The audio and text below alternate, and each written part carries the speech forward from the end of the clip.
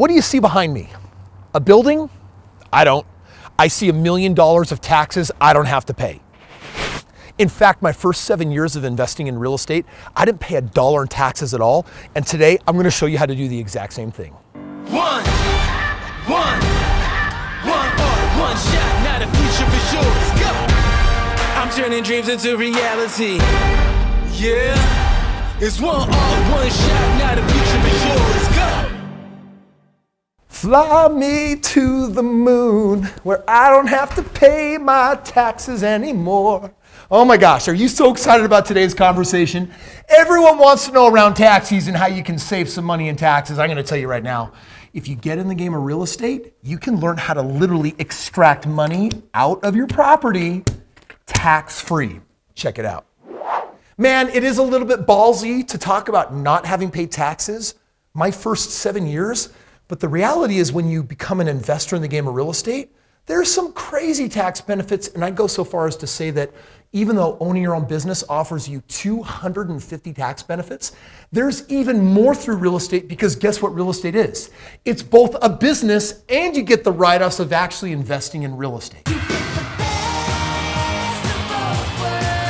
For official purposes, you need to understand that I am not a CPA, I'm not a tax specialist, I'm not a financial planner. So you should probably take some of these ideas, run them by your own tax people, and see if they apply.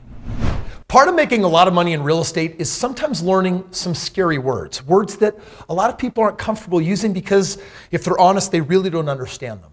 For today to make total sense, I need to teach you one word: depreciation. And I got to tell you, if you Google that on Investopedia, you're going to get a definition like this. Depreciation represents how much of an asset's value has been used up. Depreciating assets helps companies earn revenues from an asset while expensing a portion of it after blah, blah, blah. Who cares? Bottom line, it means, in other words, things lose value and the government pays you for it. Best way for me to explain depreciation is with something that most people use in business every single day: a laptop. This just happens to be a really nice $2,000 laptop. And the IRS basically says you should be able to depreciate this if you're using it for business, because guess what happens? Every year it gets slower, it becomes dated, and eventually it's obsolete. This is old, I can't use that anymore. How many years does the government choose to give you when you buy computers? Well, turns out the IRS tax code says you can depreciate it over a 5-year period of time. I paid $2,000 for the machine. I get to write it off over 5 years, which basically means that I get to write off $400 a year. Once in a while, I talk to someone who gets excited about buying something just because they can write it off, and so they go and buy stuff they can't afford. Is that a good idea? No, that's what nincompoops do. Don't just buy something because you can write it off over time. Buy it if you actually need it. So it is true that I didn't pay taxes on my first 7 years because of the ultimate write-off that real estate can be. But first, just check out some of the things that the government lets you write off over a 3-year period, a 5-year period, or a 7-year period. For example, if you were to buy certain livestock, manufacturing tools, or over-the-road tractor units, they basically say you can write that off over a 3-year period of time. The government has a soft spot for farmers. 5-year depreciation schedule applies to office equipment, computers, vehicles, and construction assets. And on a 7-year depreciation schedule, that would include appliances, office furniture, and property that hasn't been categorized. Bottom line is, there's a ton of things that you can write off if you're legitimately using it for business.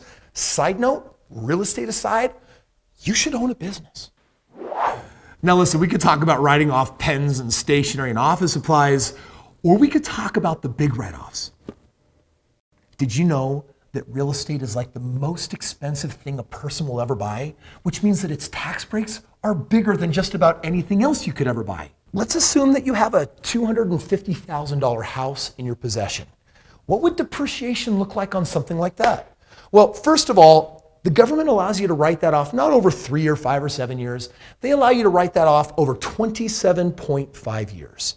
And if you take a $250,000 home and you were to write that off over 27.5 years, guess what would happen? You would get $9,090 every year that you get to write off. I just want to show you how stupid easy this math is. If I type in $250,000, that's the value of my house, and I divide it by 27.5, Guess what that does? That shows me that $9,090 figure that I just showed you.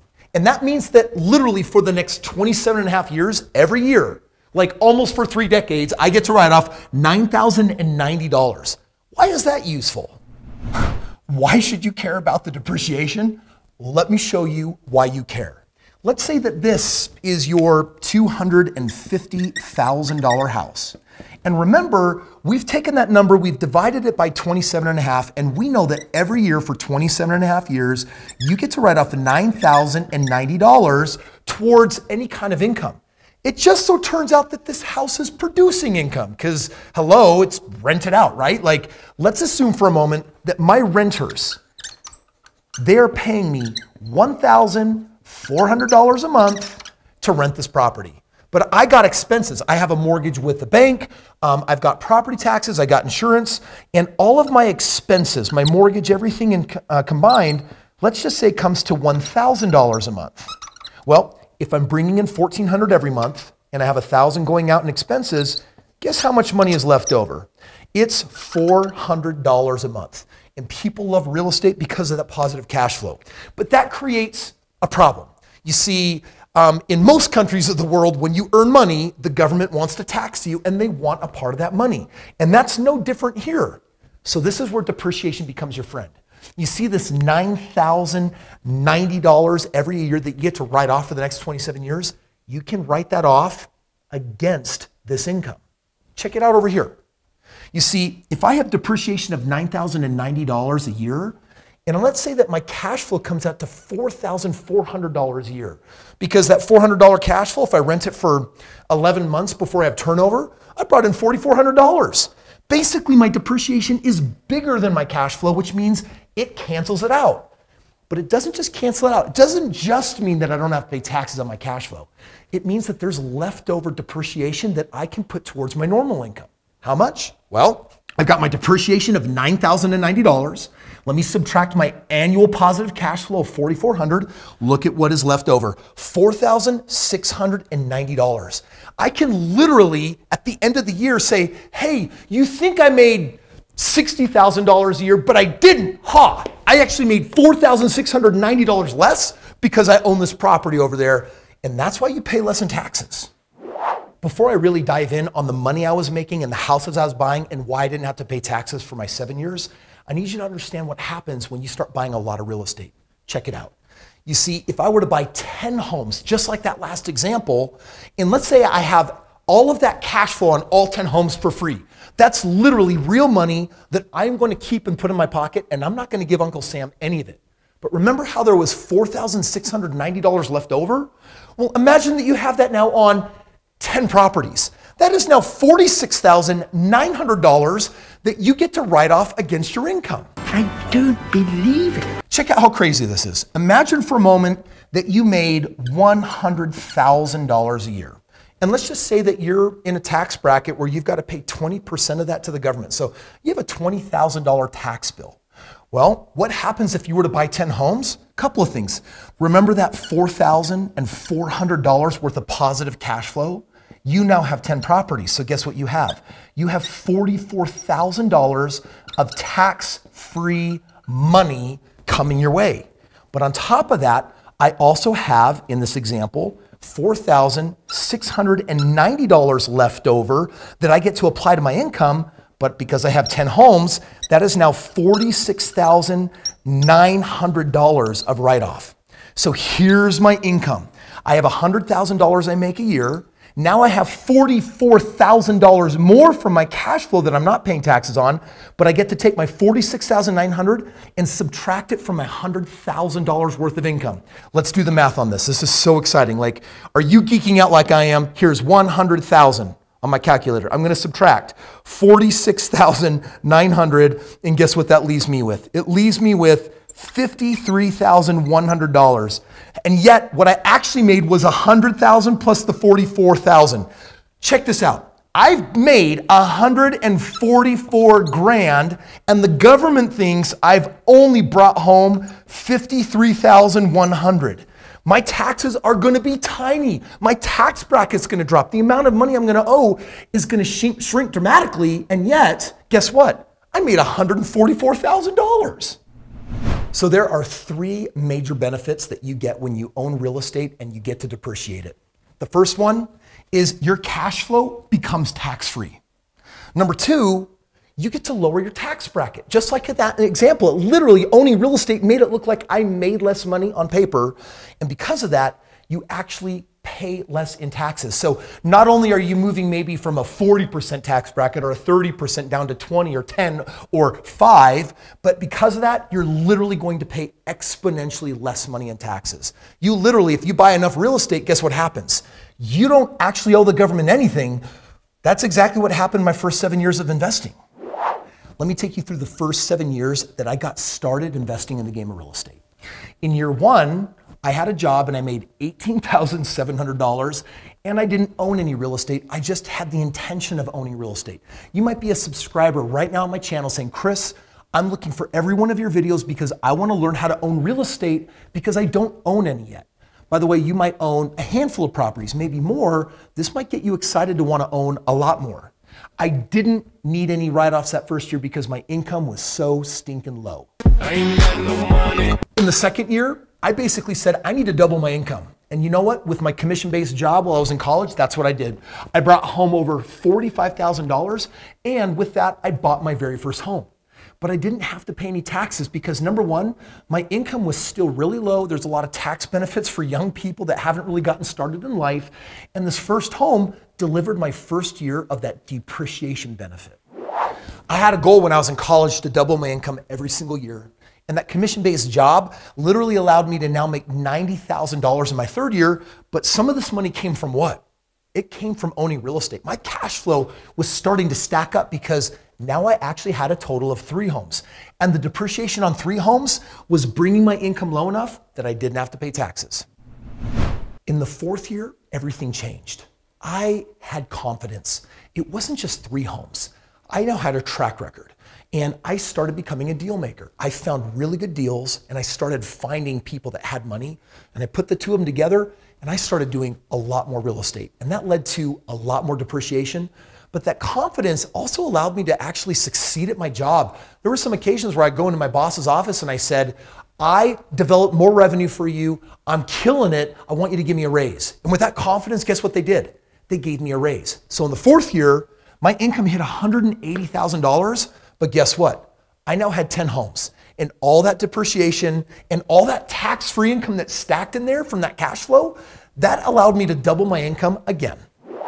Year 5 was a year that changed my life because my wife and I had set the goal. We knew that if we had 25 homes, that would give us a tax-free 6-figure residual income. And guess what happened in the 5th year? We hit 25 homes. We had record level of income. That was the year that I quit my job. It's because of real estate. It's because of depreciation. It's because of like literally tax-free money that I would just roll into buying more and more real estate. It became this machine that just swelled and got bigger and bigger and bigger. And I actually felt like the government was on my side. I'm like, thank you, Constitution writers, for basically saying that if you own real estate, you get the real benefits. Quitting my job was literally one of the happiest days of my life. I was grateful that the company had supplied me with the income opportunity it had, but my real estate was making me way more money than my job. It just didn't make sense for me to spend time there anymore. I'll never forget what it felt like with my top-down BMW convertible racing down the highway and just literally screaming at the top of my lungs and celebrating something I'd never felt before. Freedom.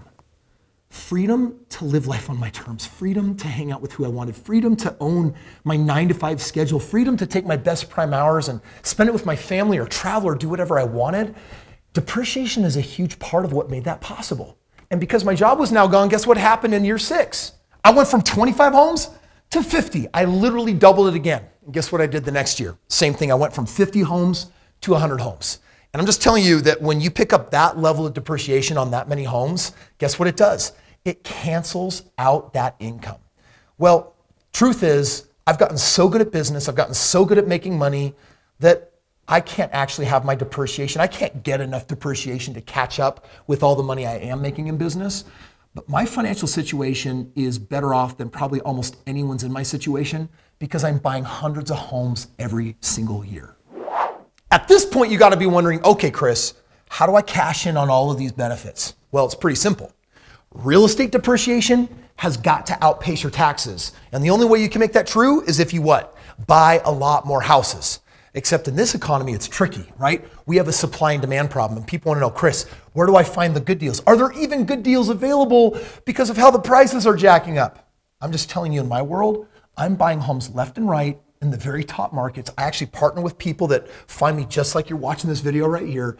And I show them how to go out there and buy enough real estate to turn a little bit of money into millions of dollars over time, on top of all the tax benefits that you actually get.